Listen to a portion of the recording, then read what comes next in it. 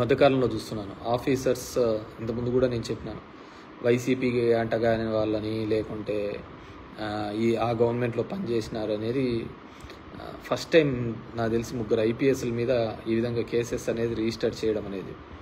So ఆ విధంగా government మీద 3 కేసులు 3 ఐపీఎస్ల మీద రిజిస్టర్ చేసినారంటే ఒక కొత్త సిస్టమ్ని ముందుకు తీసుకొని వస్తున్నట్టు నేను అనుకుంటున్నాను.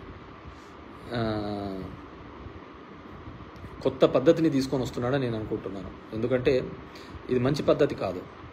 సో ఈరోజు రెడ్ బుక్ అని వాళ్ళు ఓపెన్ చేస్తారు, రేపు వైసీపీ అనేది బ్లూ బుక్ అని ఓపెన్ చేస్తారు. నలిగిపోయేది ఆఫీసర్లు, ఉద్యోగస్తులు.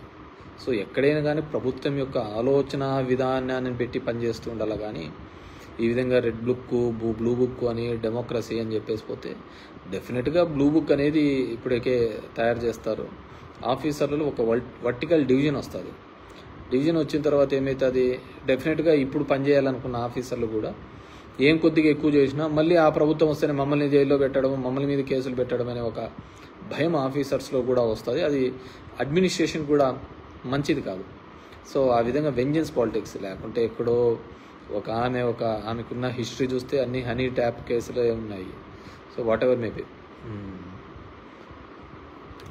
అలాంటి సంఘటనల్లో కూడా సో ఆఫీసర్లను ఒక పార్టీల తరపున ఒక డివిజన్ చేస్తారు. రోజు పేపర్లలో చూస్తూనే ఉంటాం. ఒక పార్టీల తరపున ఒక డివిజన్ చేయడం వల్ల ఏమవుతుందంటే డెఫినెట్గా ఇబ్బంది కలిగించే అంశంగానే తయారవుతుంది. సో ఈరోజు ఇదే అయిపోయినది, రేపొద్దున ఆ ఆఫీసర్లకు ఎవరైతే అత్యుత్సాహం చేస్తున్నారో దాంట్లో బ్లూ బుక్ అని జగన్మోహన్ రెడ్డి ఇంకో బుక్ తీసుకొని వస్తాడు. మన గుంటూరులో కూడా చెప్పినట్టున్నాడు ఆయన, మీరు ఈ విధంగానే చేసుకుంటూ పోతే గుంటూరులో మా ప్రభుత్వం వచ్చిన తర్వాత జైలు కూడా సరిపోవని చెప్పేసి. ఇది ఒక మంచి సాంప్రదాయం కాదు అనేది నా ఫీలింగ్. సరే, జరుగుతున్న దానికన్నిటికీ కూడా ఒక లెక్కపత్తు ఉండాలి. ఆ బుక్స్ కూడా చూద్దాం ఏ విధంగా అయితే ఆఫీసర్స్ మీద ఇది చేస్తారని.